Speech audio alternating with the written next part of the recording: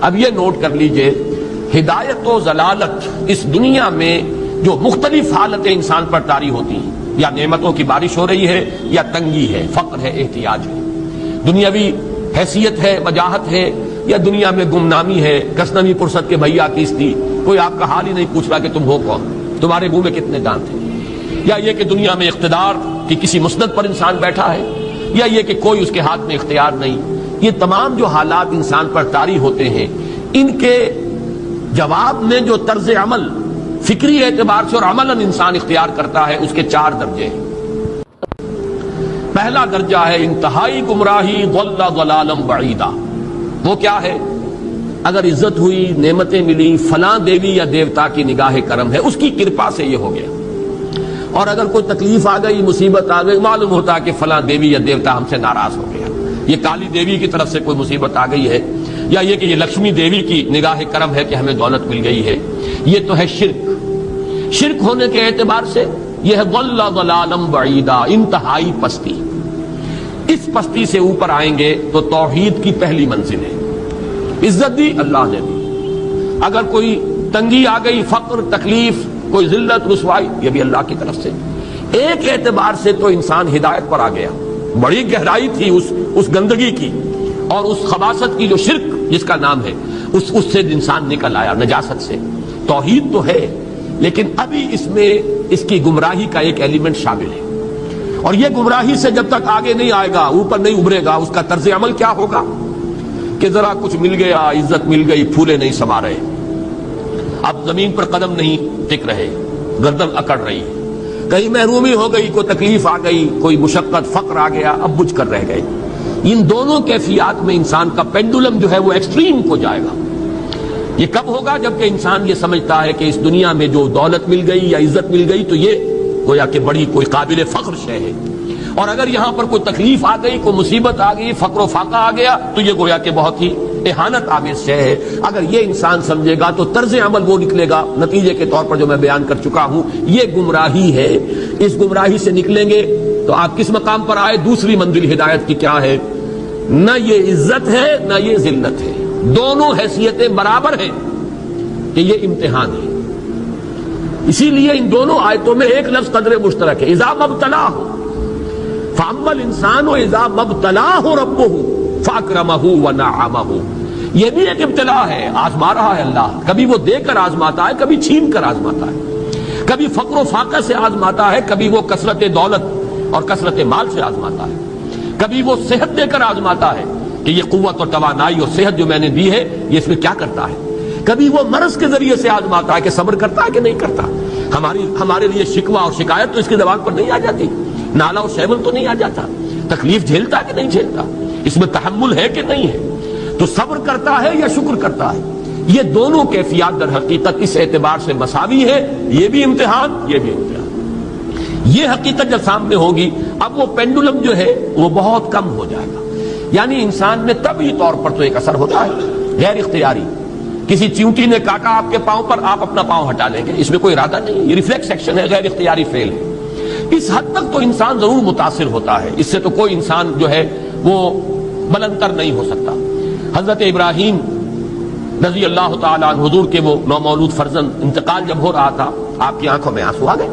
اب یہ ایک طبعی اثر ہے، ایک فعل ہے، انفعالی کیفیت ہے جو بالکل طبعی ہے، لیکن یہ نہیں کہ اس کی وجہ سے انسان کی زبان پر کوئی شکوہ آ جائے، کوئی شکایت آ جائے، یہ نہیں ہوگا، یہ ایمان کے منافی ہے۔ اسی طریقے سے اگر کوئی خوشی ہوئی ہے تو چہرے کے اوپر ایک نکھار آ جائے گا، تبسم آ جائے گا، اس سے زائد نہیں۔ اس حد تک تو یوں سمجھیے کہ انسان کا طبعی تقاضا ہے۔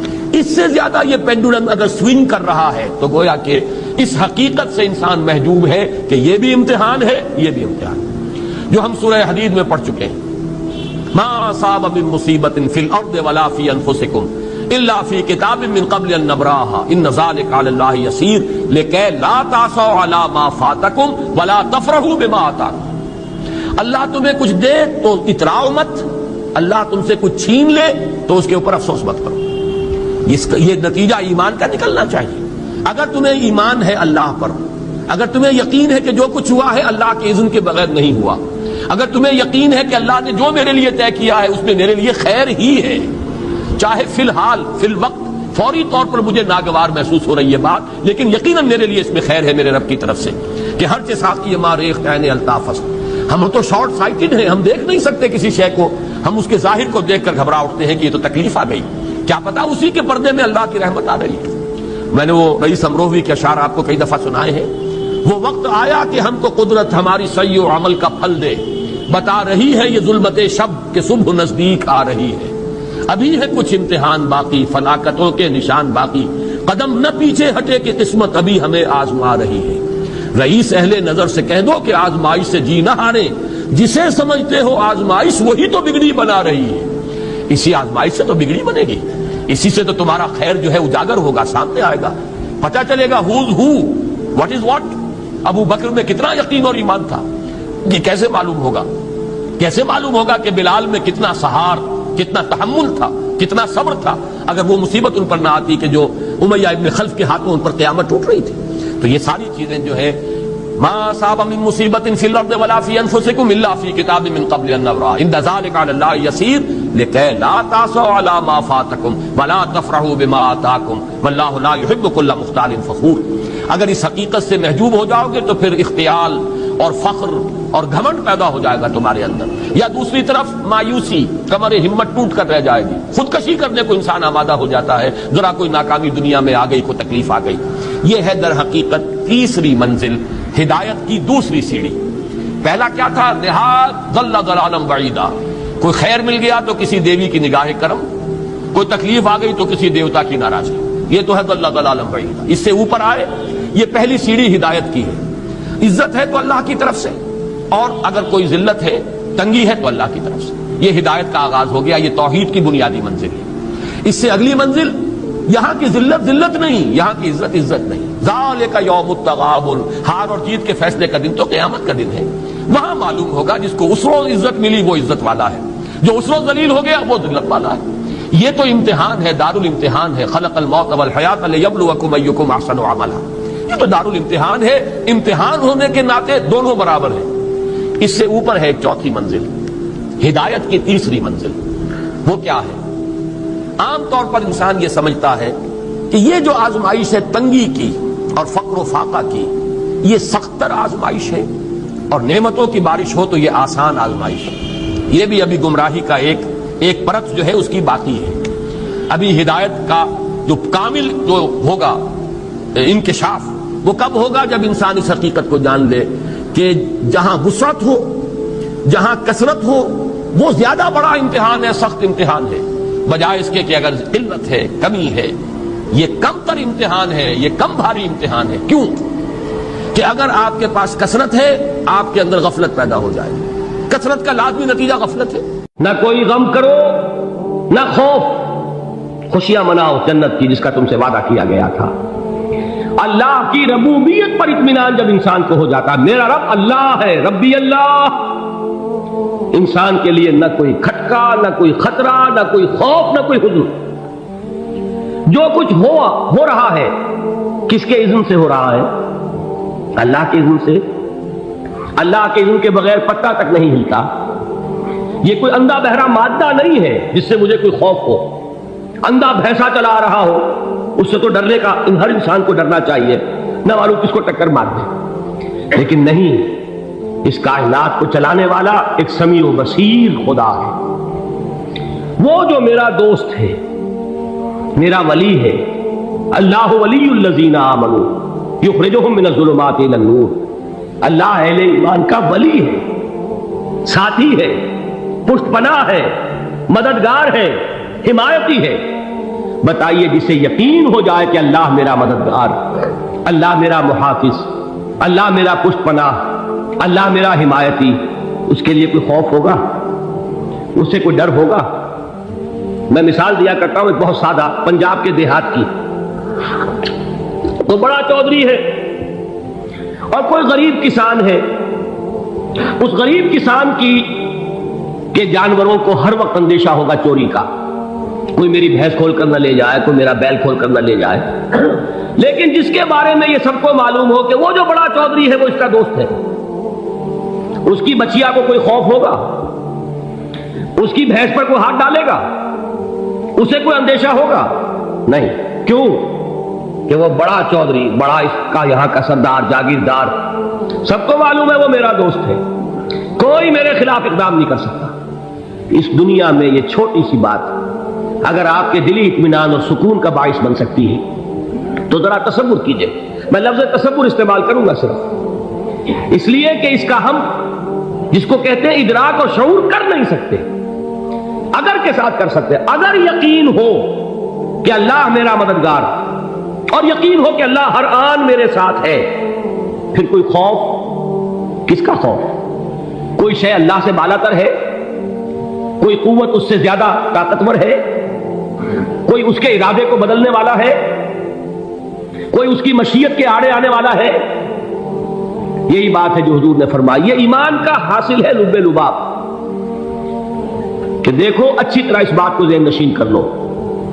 اگر تمام انسان مل کر تمہیں کوئی نقصان پہنچانا چاہے نہیں پہنچا سکتے مگر جو کچھ اللہ نے لکھ دیا ہو، اور تمام انسان مل کر تمہیں کوئی نفع پہنچانا چاہے نہیں پہنچا سکتے مگر وہ شے جو اللہ نے طے کر دیا. آپ پھر میں کہوں گا ذرا تاریخ کیجئے، اسے فرض کیجئے، اسے سوچئے. اگر اس حدیث پر ہمارا دل ٹھکا ہوا ہو تو کسی سے ڈر ہوگا؟ یہ مجھے نقصان نہ پہنچا دے، یہ میری رپورٹ خراب نہ کر دے، یہ میری انکریمنٹ نہ رکوا دے، یہ میرا یہ نہ بگاڑ دے، یہ میرا یہ نقصان نہ پہنچا دے. اس کا ڈر، اس کا ڈر، اس کا خوف، اس کی خوشامد، اس کے لیے جا کر طرح طرح سے اپنی عزت نفس کو ذلیل کروانا اس کے سامنے. یہ سب کچھ کیوں کرتا ہے انسان؟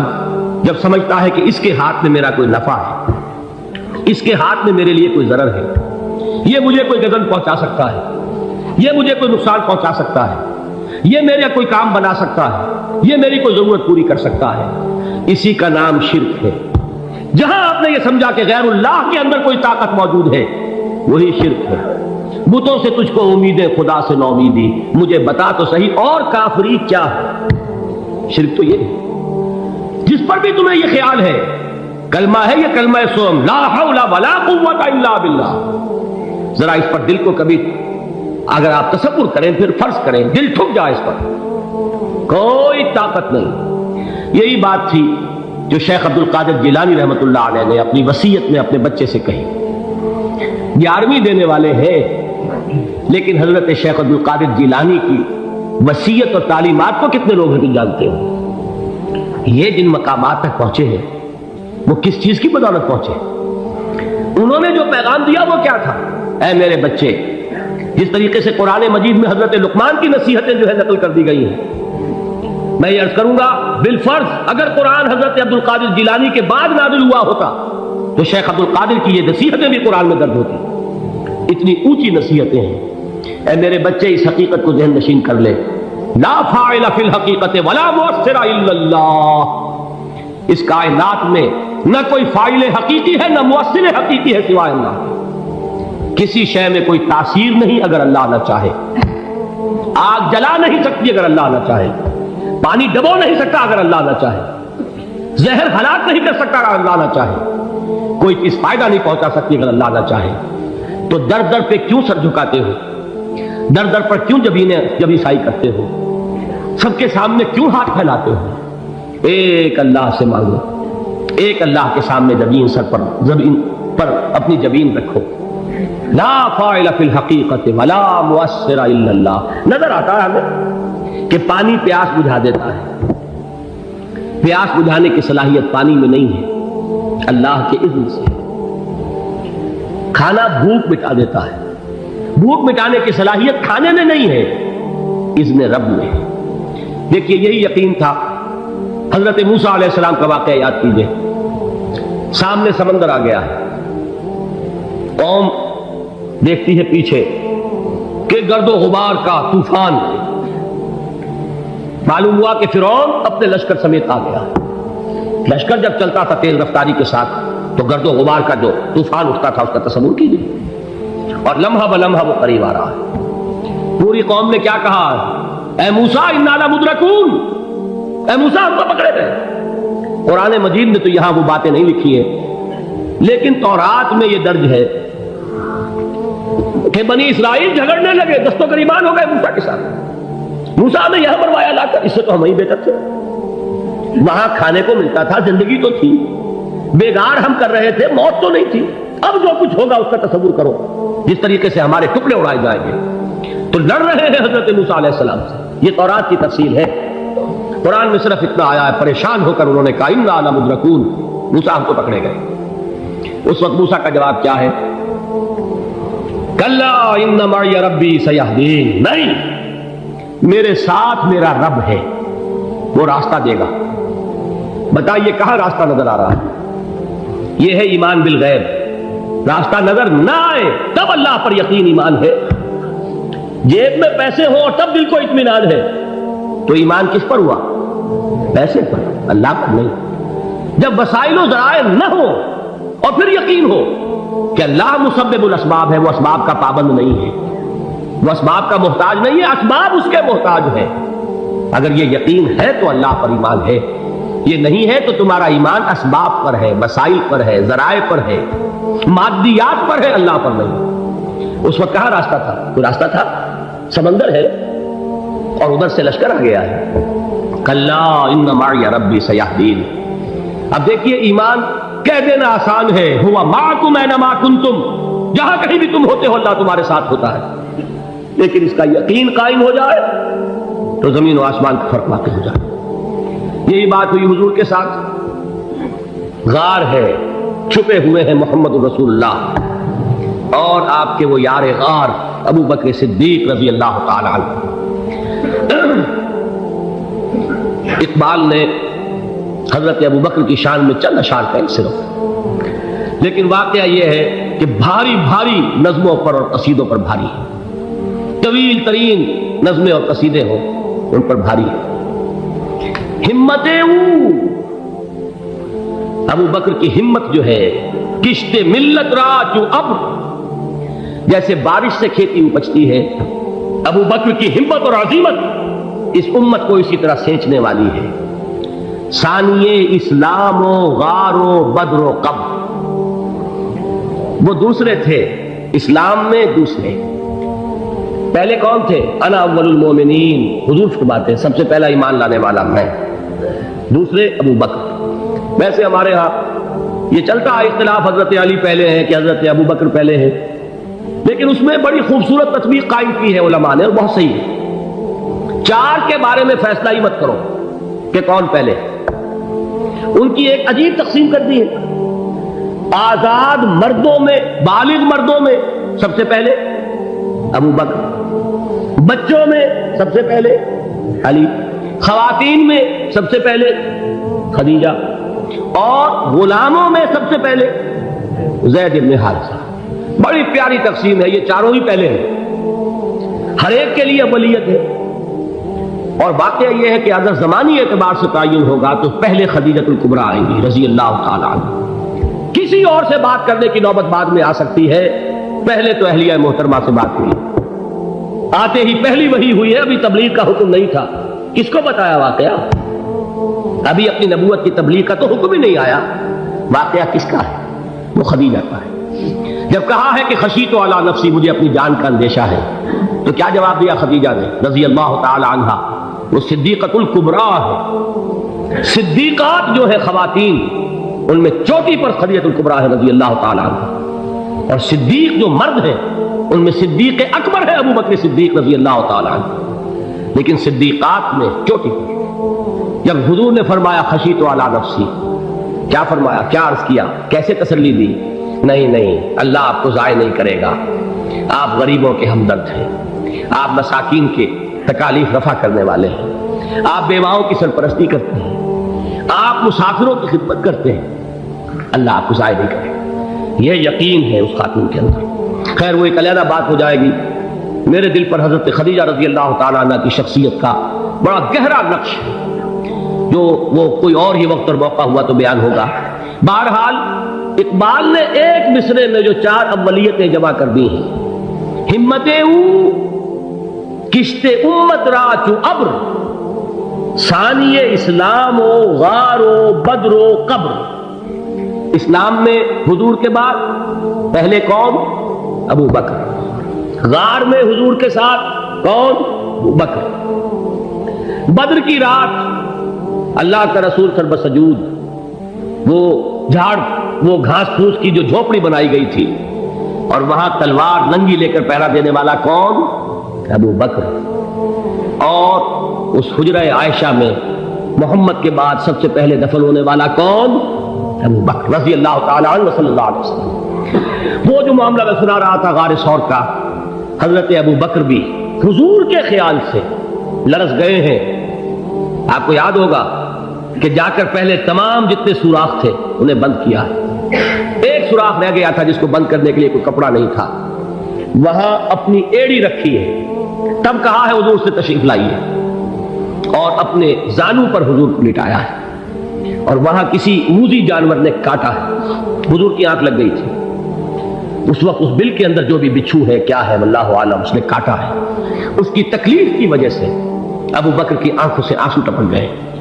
حضور کے چہرے مبارک پر پڑے ہیں تو حضور جاگے ہیں معاملہ کیا ہے. ایڑی نہیں ہٹائی وہاں سے، مبادا وہ جانور وہاں سے نکل کر محمد الرسول اللہ کو کوئی گزن پہنچا دے. ابو بکر کی ایڑی ہے، جس طرح چاہے کھا لے، ختم کر دے، جان نکل جائے تب کوئی آنچ آئے محمد پر تو آئے، لیکن جیتے جی نہیں. وہ ہے ابو بکر. حضور کے خیال سے اس وقت حضور نے پھر اپنا لعاب دہن لگایا ہے اور اس سے پھر آپ کی تکلیف ختم ہوئی. جیسے خیبر میں حضرت علی کی آنکھ دکھ رہی تھی، اس کو جو شفا حاصل ہوئی ہے وہ بھی حضور کے لعاب دہن سے ہوئی.